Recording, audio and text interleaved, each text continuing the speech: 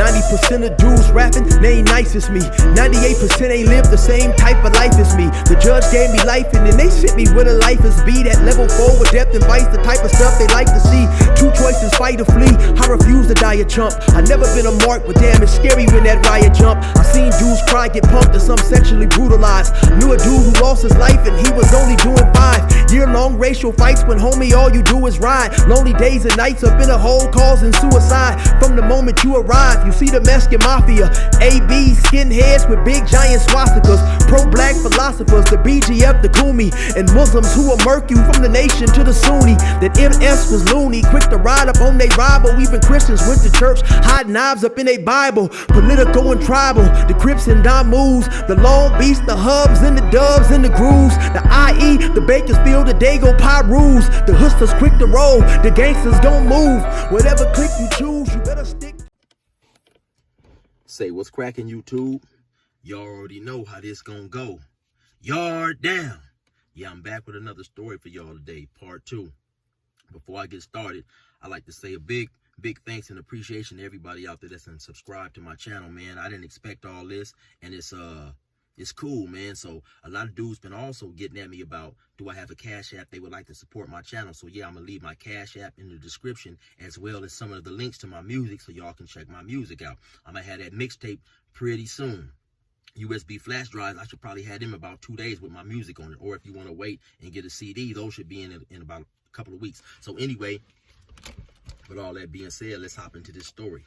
So like I was saying, so we had got into the riot, and now the guards, they came up in the building. You know, they broke the shit up and had everybody go get back to their bunks and shit. Well, not necessarily everybody, because my boy Big Lou, Mr. White, Lou, he never even got off his bunk to begin with. That motherfucker sat back on his bunk with his hands behind his head and his legs crossed like he was at the beach and shit. So, you know, Mr. Lou was about 48 years old. You know, he was a real intelligent brother. And he seemed like he had a whole bunch of answers and shit to every question a motherfucker might ask. Even if you wasn't talking to him, he'd give you this long, detailed answer and stuff. You know, like I say, he seemed real intelligent. So one day somebody said to him, he said, "Man, damn, Mr. Lou, you think you know everything." He said, "What's wrong? Are you jealous?" You know, so he was, you know, it was just real funny and shit. He had a lot of information. And then also my boy Big Bill. Like I say, I never got into what Big Bill had done. So actually, you know, I would always ask him, because like I say, Big Bill just seemed real cool, man.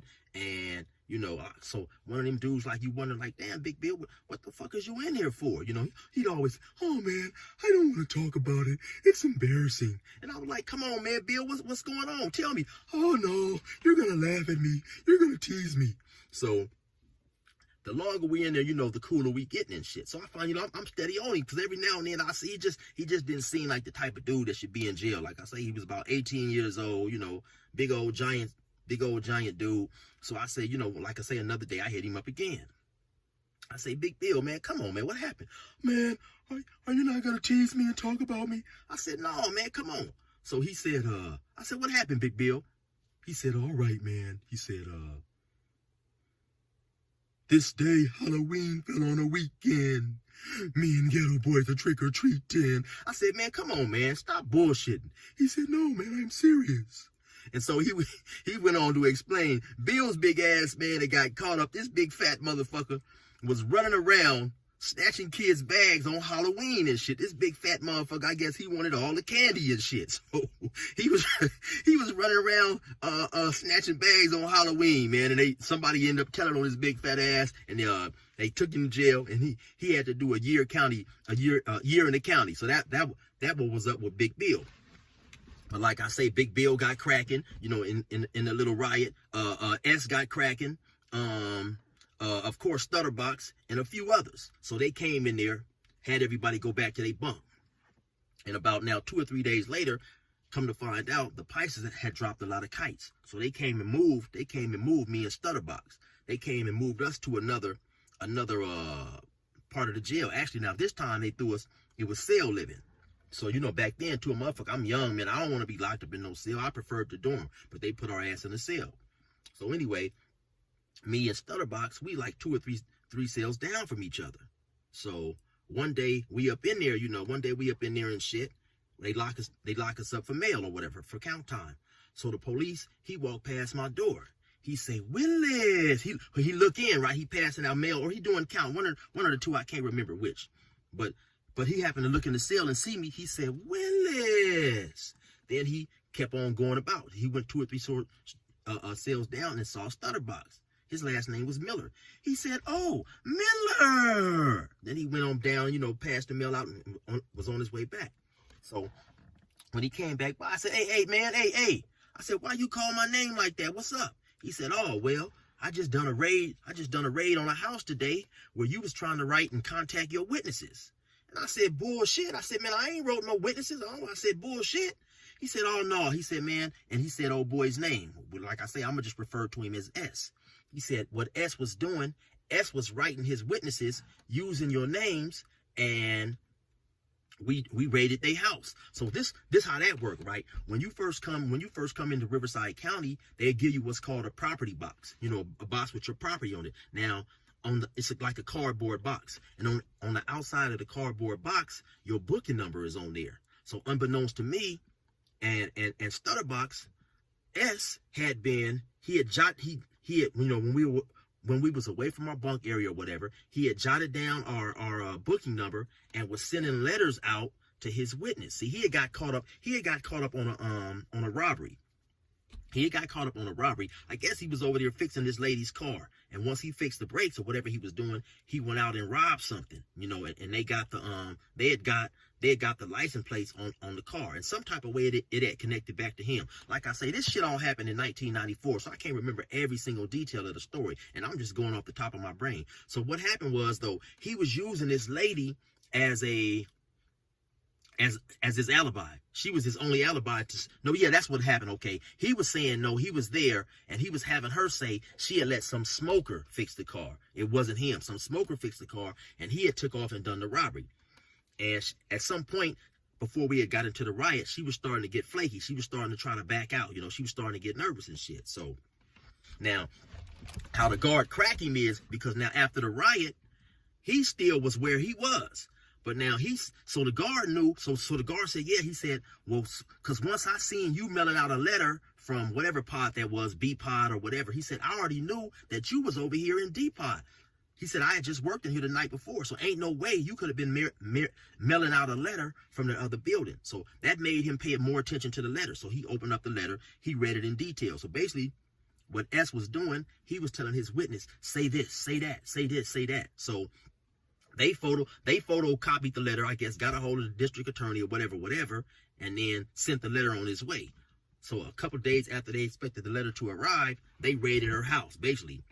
Got the letter. So long story short, she ended up panicking. She ended up flipping and backing all the way out. She ended up saying, okay, now I'm not his witness no more. Fuck all that, So then once they brought that to his attention, he ended up flipping the script, because when we was up in there, he always, man, I'm 35 years old. They just to give me 28 years with 85%. I can't do all this time. I'm gonna be 60 years old when I get out. I'm going to call my mama. He almost talked like Mike Tyson. He'd run to the phone and hop on the phone and call his mama. Mama, I need a lawyer. I need a lawyer. And so, because the public defenders, they ain't shit. They don't defend you worth shit. So anyway, all this ended up happening with him. So, okay, so now, later on, okay, so later on, me and Stutterbox, we up in there chilling. Like I say, the police done told us all this shit about what S was doing. So we up in there chilling. Now, there was a porter. The porter was like, the porter was kind of, not lightweight. You could tell and see that the porter was gay. The porter used to, after we lock up, the porter would clean up, and he could stay out between the hours of 4 and 6. After he cleaned up, he could sit out there and watch TV. Now, Stutterbox, his girlfriend worked early in the morning, and so he couldn't call her until after like 4 or 5. So from time to time, he would ask the porter, hey man, let me stay out. Can I stay out and work for you? That way I can call my girl. So the porter, would let him do it from time to time. So on this one particular day, the porter told him, yeah, you can stay out. Now, when it was time to lock up, for whatever reason, the porter changed his mind. Like, the porter was lightweight gay, where you could tell he had some feminine qualities about him. So the porter come to him and tell him, no, man, I'm staying out today. You know, I'm not supposed to let you stay out or whatever. I want to stay out. So, of course, Stutterbox get mad.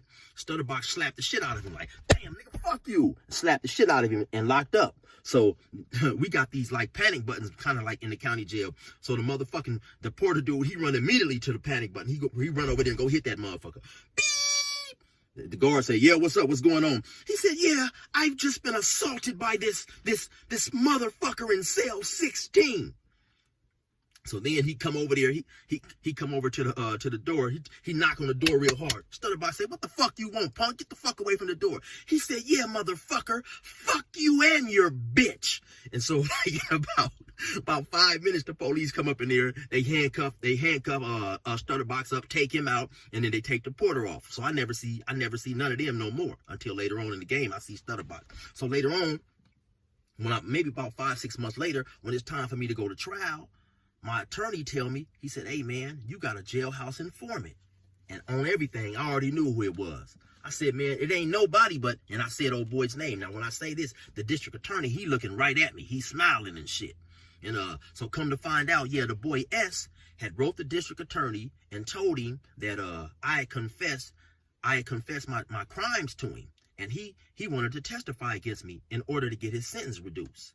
So yeah, cold shit, man. This motherfucker, like I say, he write the DA, and he ended up coming to trial on me, man. This dude ended up coming to trial on me, and this old punk motherfucker, he had the nerve enough to be dressed better than I was at my trial. This motherfucker come up in there in a nice 3-piece suit and all this type of shit, getting up on the stand, telling him that I confessed my story to him, and a couple people was doing this.